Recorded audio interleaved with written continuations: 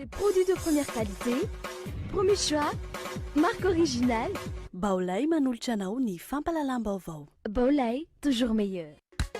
Bonjour. Bonjour. Mitotrantsika amin'ny tontolo andronao. Bonjour. Zioantsika jiaby. Manolotra ho anao ny vaovao.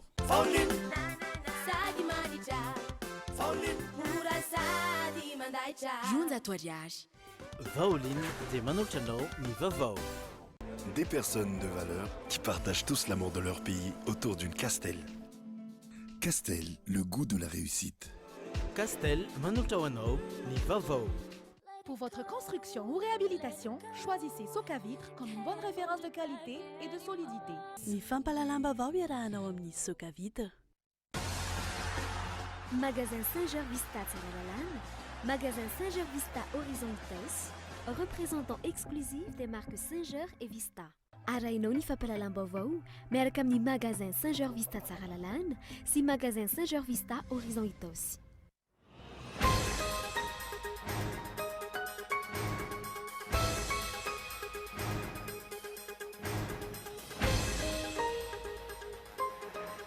Ifarana ny taona samy misafisany zava-bitana nandritra ny taona ivalina tsy ho ela ity ny tsirairay. Samy saintsaina koa hoe nanao ahoana ny fivoaran'ny fiainam-pirenena tao anatin'ny telo taona nitondran'ny ekipan'ny SVM izay. Raha ito farany dia tsotra ny valiteny kolikoly, tsy fangarahara, fitaka, lainga lava reny, fa hatrana lalina. Ireo dia ampy hame izay telo taona izay. Ny andindin'izay arahanao anaty matoan-dahatsoratra iboazatra zanatsoa. Araka ny angom-baovao natao dia nampivory ireo solombavamboaka manohana ny fitondrana ny filohan'ny anteny mirafirenena fa ampiditra indray anatin'ny lahadinika ilay volavolan-dalàna momba ny Elokara-Toekarena. Ny tsy ampirotsaka ny filoha teo aloha Marc Ravalomanana sy Andro Rajoelina mitanjona amin'izany.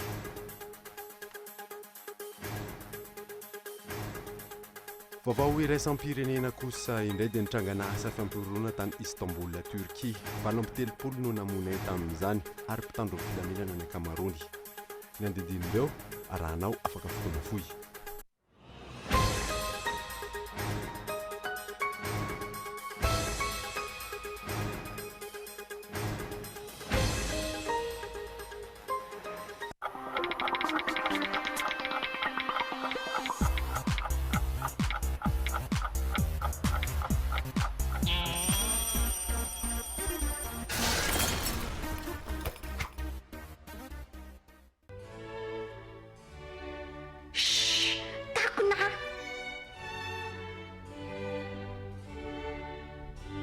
Vous êtes à la recherche de la nouveauté, de la diversité et de l'authenticité pour la fête de Noël et la fête de fin d'année?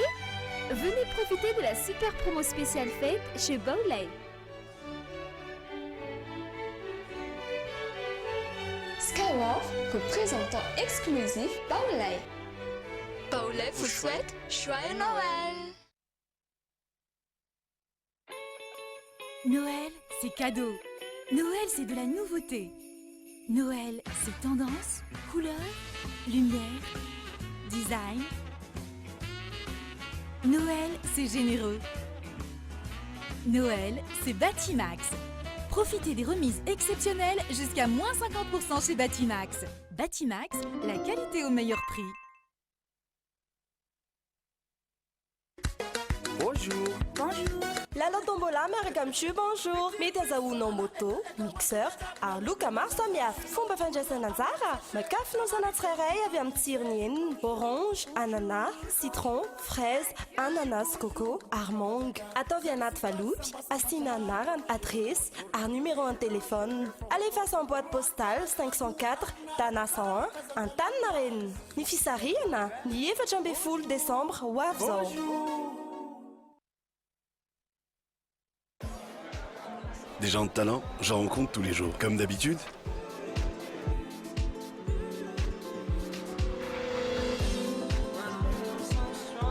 Déterminés, passionnés par ce qu'ils ont choisi de faire. Des personnes talentueuses dont l'avenir s'annonce très prometteur. De telles personnalités, je suis fier que nous en ayons à Madagascar. Des personnes de valeur qui partagent tous l'amour de leur pays autour d'une Castel.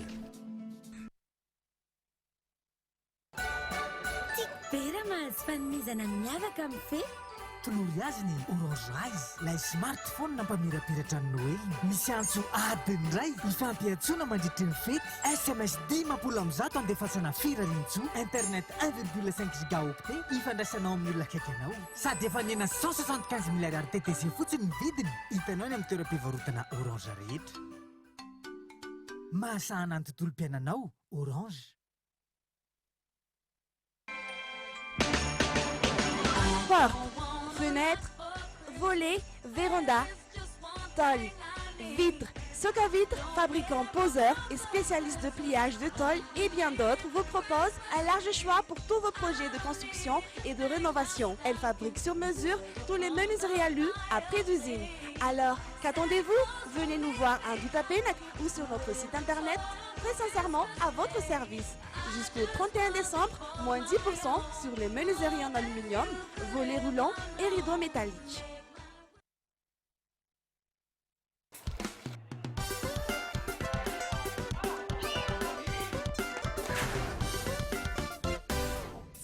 Hello!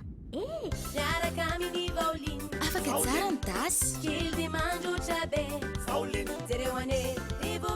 Afa ny ndrehetra. Manadio ndrehetra.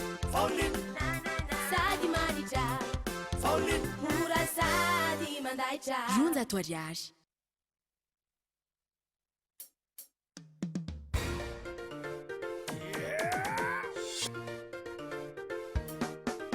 Spaghetti tena matsiro, spaghetti français. Mora vidy tsara qualité, spaghetti français. Tsy mirekirekitra, mora andrahoina, mitombo tsara, mora masaka, avitana karazan-tsakafo. Spaghetti français. Mampirehantsika tsabe, spaghetti français. Spaghetti français, safidiko, safidintsika.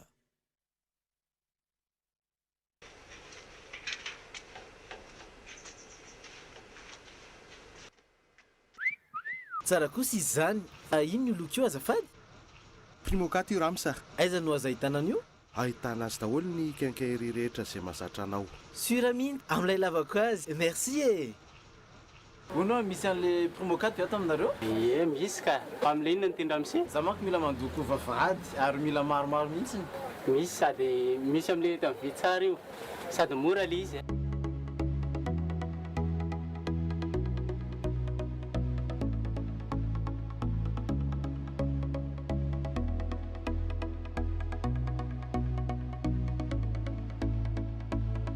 Miss peinture à locaux les Primokat hein. Exigez la gamme de peinture Primokat chez votre revendeur habituel. Primokat, une valeur sûre pour toutes les surfaces.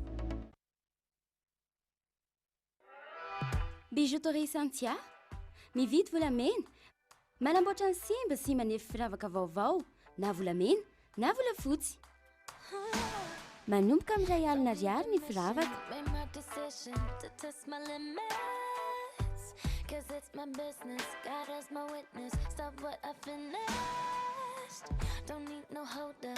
Bijouterie Santia, immeuble Arena, Antanmen, box 37, téléphone 033 18 544 04.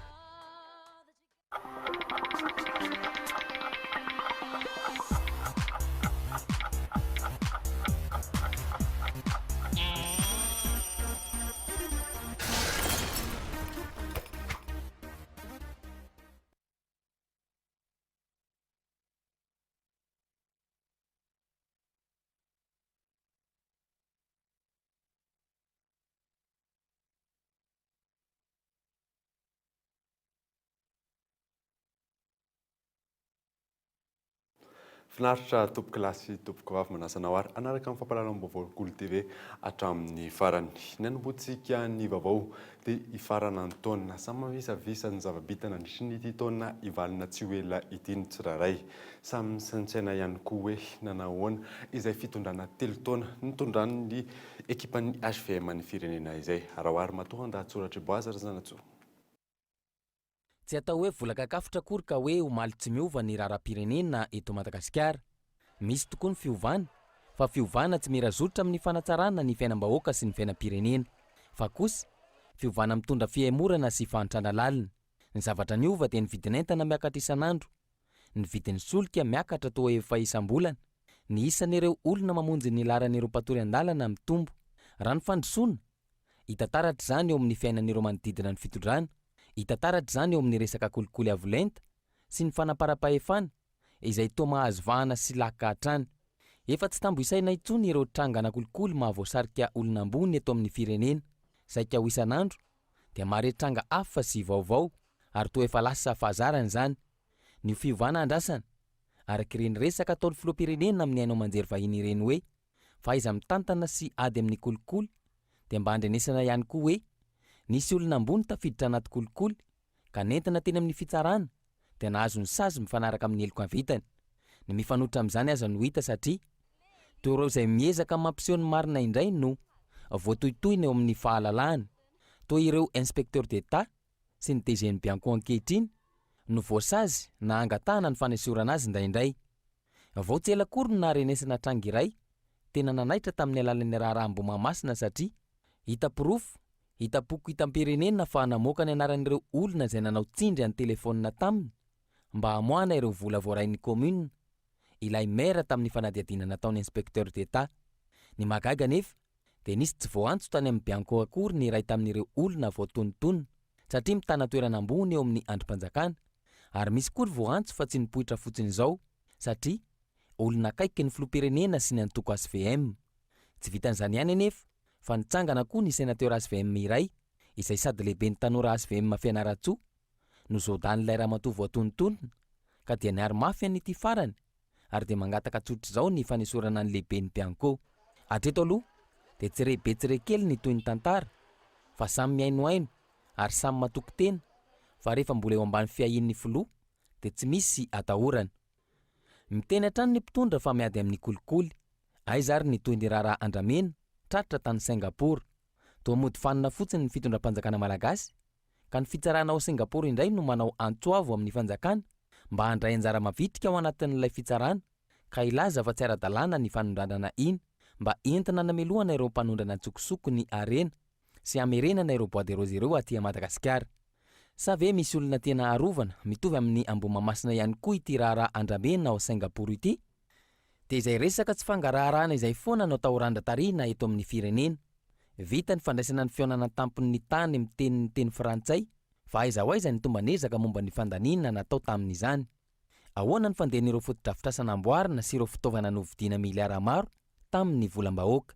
Mbola tsy voavaly akory ireo rehetra ireo dia tonga indray ihany koa ny olana manaraka mikasika ity vola be azo taorian'ny fionana tamin'ireo mpamatsy vola na ilay antsoina hoe conférence des bailleurs. Vola be izay adika hoe trosa ho baben'ny malagasy hatramin'izay mbola tsy teraka akory azy. Nefa treto dia tsy fantatra marina hoe atao inona, iza no hitantana azy, ohatrinona marina ny sora-bola tena izy, amin'ny fomba ahoana moa no atokisana ireo mpitondra izay voasaringotra amin'ny resaka kolikoly maro amin'ny fitantanana izany vola izany. Ny zava-misy dia toa tsy omena fahalalahana any eo hevitra momba ny raharaha izay mikasika ny fiainany mivantana ny vahoaka. Tsy mazava amin'ny akory fa ny fiainany mikrosifahana miandalana, nefa ny hoany misy olona mpanefoefo tampoka ary tsy iza fa izy vahoaka no andohan'ny trosa nahazoany izany. Manahira-tsaina ny mieritreritra ny fandehan'ny raharaha-pirenena satria hita omea ratsy ny toe-draharaha, lafo ambangadina amin'ny sinoa ny tany sy ny arena ao anatiny. Eny fa hatramin'ny farisy ny manodidina azy, nefa tsy mazava hoe iza no ao ambadika izany. Asa mandra-pahoviana no eritreretan'ny vahoaka izany. Mbola ho voatazona ihany ve ny taona 2024 anaovana ny fifidianana? Raha ny fizotra ny raharaha mantsy no jerena dia toa mampanafa tsy ho ela akory dia afara amin'ny fitoarana izao toe-javatra izao. 420 ora ateo aoriana no samborana ny Augustin Andriamanan'Ormo dia tsy mbola misy antota taratasy manjava anenjehana azy hatramin'izao moa hatramin'ny mpisolo vava azy tsy mbola niona tamin'ny androany moa dia nidina tany Miarinarivo manohana azy ny vondrona mapary fanampanazahoana entin'ny Fezo Ravaly.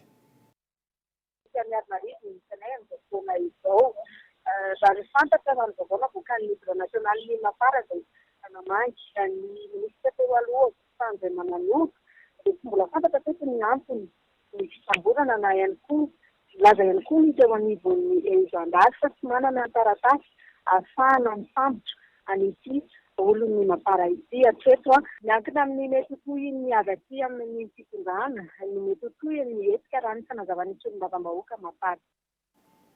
Anoisantsika ny vaovao kosa dia araka ny angom-baovao natao dia nampivory ireo solombavam-bahoaka manohana ny fitondrana ny filohan'ny antemera-pirenena fa ampiditra anatin'ny lahadinika ilay volavolan-dalàna momba ny Eloka Aratoekarena ny tsy amporotsaka ny filoha teo aloha Marc Ravalomanana sy Andry Rajoelina moa ny tanjona amin'izany. Fanadidina.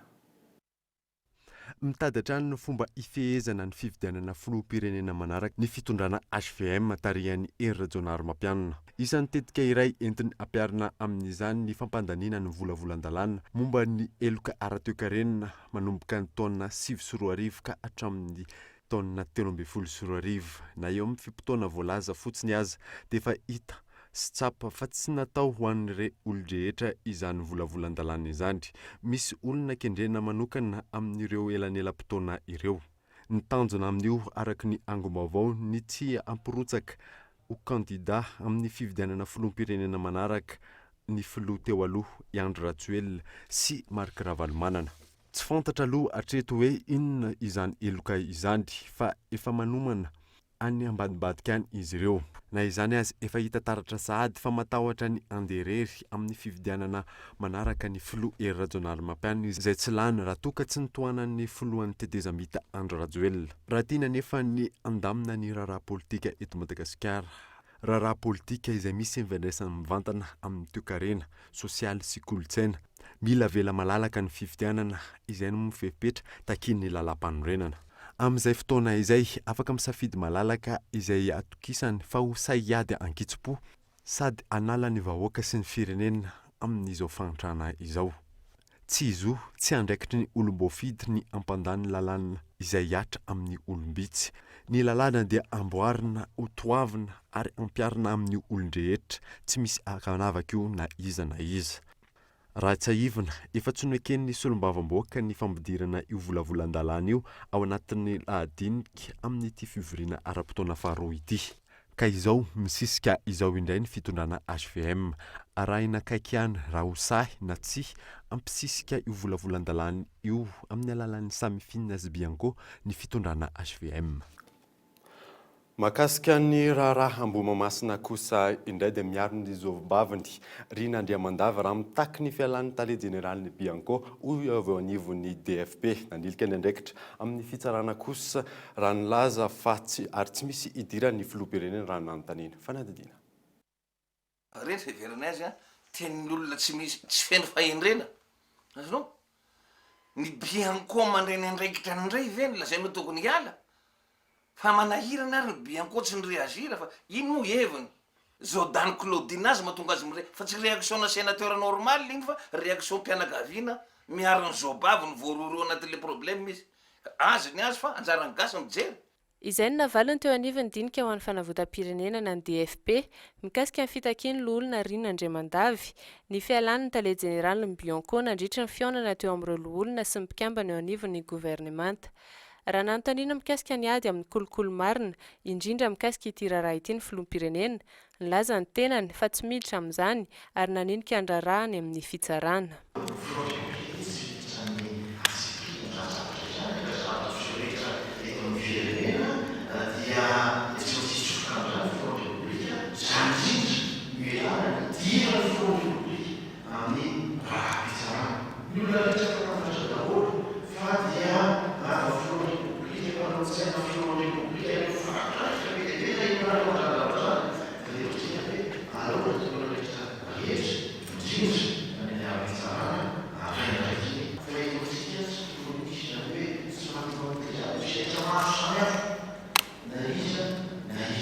Raha tsy aivina nalana teo am-pelatana amin'ny Bianco ity raharaha ity ary eny amin'ny chaîne pénale taoriana ny fanadihadiana lalina natao tamin'ny ben'ny tanàna Ambohimamasina nalefa nody ny tenany hoy ny mpisolo vavazy. Misy ny anarana olona ambony voatontonona anatin'ity raharaha andrasany rehetra ity. Ho voaheloka tokoa veny tsy maty manota sa ho voasokajy ho toy ny affaire classée tahaka ireo raharaha mafana rehetra toy ny fanondranana antsokosokony harem-pirenena ihany koa ity raharaha ity. Lafim-baovao hafa tanteraka kosa indray dia efa milomano tanteraka ao anatin'ny fankalazana ny Noely. Ireo mpijery nandritry ny rindran-kira alam-pizantsara niarahana tamin'ny antoko-pira fizaha fimaha teny amin'ny paroisse internationale Andohalo. Teny an-toerana moa narindra rendrany manana. Mandidina ny roapolo ireo mpikambana ao amin'ny antoko-pira fizaha fimaha na ny firaisan'ny zanakapelezan'ny fiangonana Mardazy. Totosa androany teny amin'ny paroisse internationale Andohalo ny concert de Noël ary nahafana ny aina sahady ny fankalazana ny Noël izay. Tao anatin'ny efa-bolana no nanomana ny antoko-pira ireo rindran-kira aram-pilazantsara misa roa ireo tamin'ny volana novambra sy tamin'ity androany ity.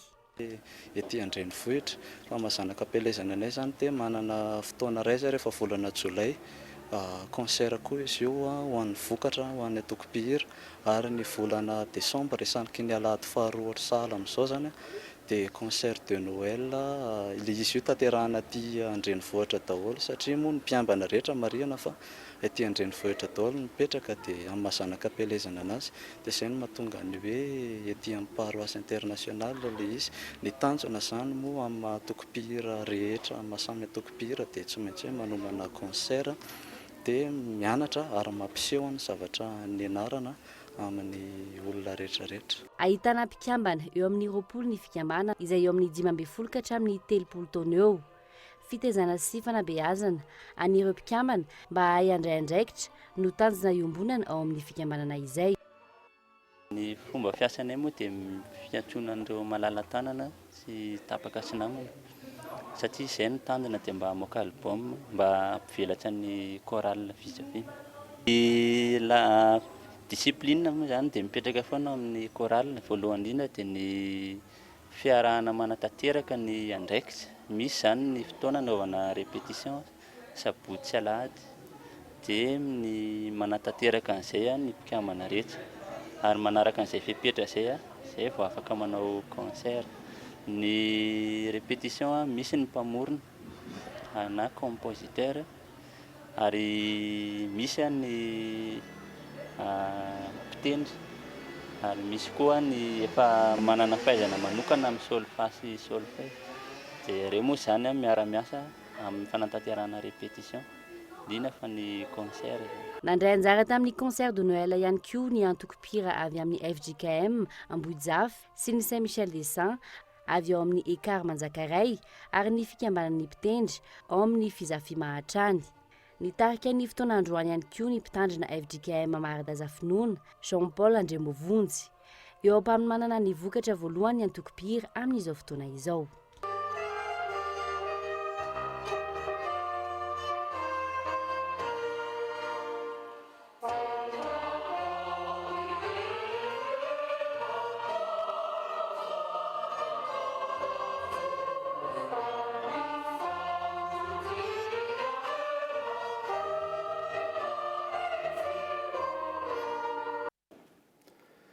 Tontolo ny fanatanjahantena kosa indray dia nifarana tamin'ny fomba ofisialy io arivo teny amin'ny hippodrome Bevalala ny Last Race 24 dingana fahasivy farany ho amin'ny miadiny anaram-boninahitra eo amin'ny sokady slalom tamin'ny ity taom-pilalaovana ity. Hakim Kolora.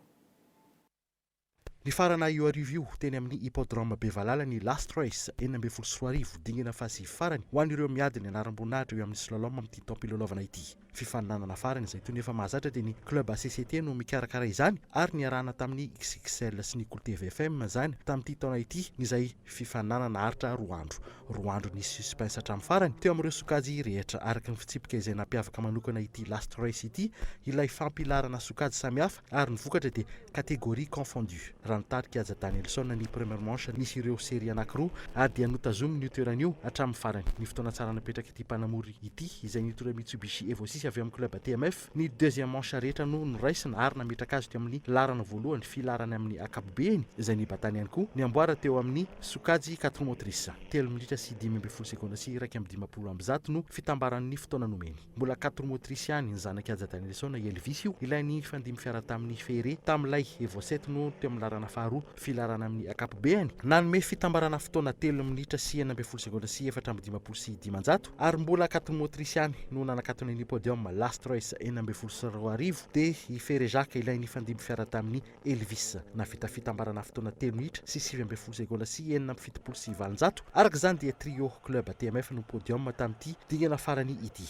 Teo amin'ny filaran'ny championnat dia Nedine Hugo Dany ary Tina Stior ny lohany ary dia Hugo Louvel no tompon'ny teny farany izay nametraka ny fotoana tsara indrindra nihoatra tamin'ireo mpifanarana taminy ary ny bata ny amboara teo amin'ny filarana amin'ny akapobean'ny championnat ary ny bata ihany koa ny amboaran'ny sokajy Imonza 3 minitra sy 20 segonda sy 20 no fotoana nomen'ity mpanamory avy amin'ny club FMMSA manitondra Peugeot 306 Imonza ity larana fadimy ity mpanamory ity teo amin'ny filarana amin'ny akapobean'ny taoriny RB idany avy eo amin'ny club Azatana nitondra ilay Citroën Saxo Cool TVFM sokajy M10 no nitoetra teo amin'ny larana faharoan'ny deux motrice sady nybata ihany koa ny amboaran'ny sokajy M10 izay nahavita fitambarana fotoana 3 minitra sy 20 segonda sy 15 apahazato larana fahenina izy teo amin'ny filarana amin'ny akapobeany nanaraka ny Hugo Louvel ary mbola M10 ihany Tina Remek nitondra Peugeot 106 avy amin'ny club FMSA manona nakatony ny podium Last Race MSC 40 izay nitoetra teo amin'ny larana faharoan'ny sokajy M10 navita fitambarana fotoana 3 minitra sy 20 segonda sy 7 izany hoe nifanaraka centième tamin'ny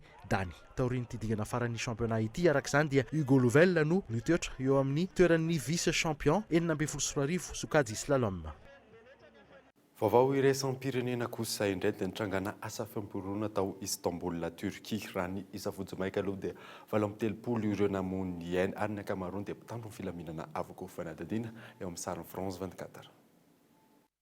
Teo ampanaovana analizy ny lalao nataon'ny Besiktas ity mpanao gazety ity no nisy zavatra niseho.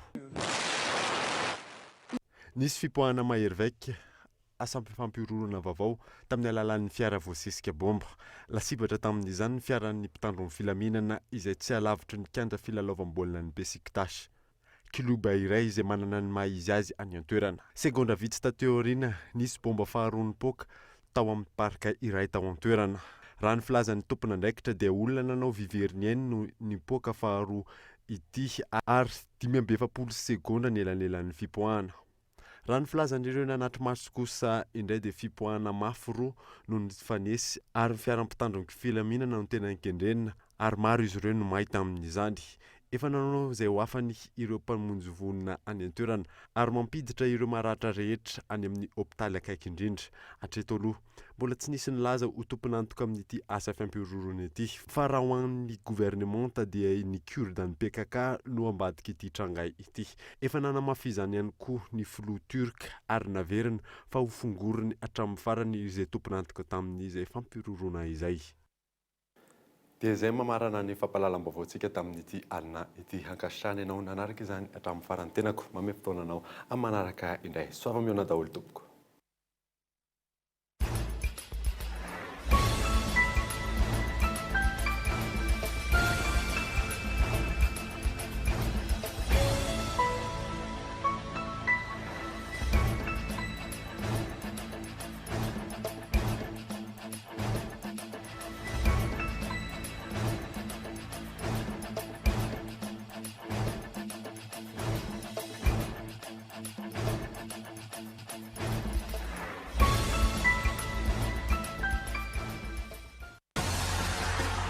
Magasin Saint-Gervais-Vista Tsaralalane, Magasin Saint-Gervais-Vista Horizon Vitesse, représentant exclusif des marques Saint-Ger et Vista. Magasin Saint-Gervais-Vista Tsaralalane, Magasin Saint-Gervais-Vista Horizon Itos, Nanulchanoto, Ifapalalambovo. Pour votre construction ou réhabilitation, choisissez Socavitre comme une bonne référence de qualité et de solidité. Ny fampalalam-baovao ny arahanao tamin'ny Socavitre. Narahinao teo ny vaovao niaraka tamin'ny Castel. Des personnes de valeur qui partagent tous l'amour de leur pays autour d'une Castel. Castel, le goût de la réussite. Narahinao teo ny vaovao niaraka tamin'ny Vaoline. Vaoline. Sadi manitra. Vaoline. Mura sadi mandaitra. Juntos à toi, Diage. Bonjour. Bonjour. Narahinao teo ny vaovao niaraka tamin'ny Bonjour. Juantsika jiaby. Des produits de première qualité, premier choix, marque originale. Baolay nanolotra anao teo ny fampalalam-baovao. Baolay, toujours meilleur.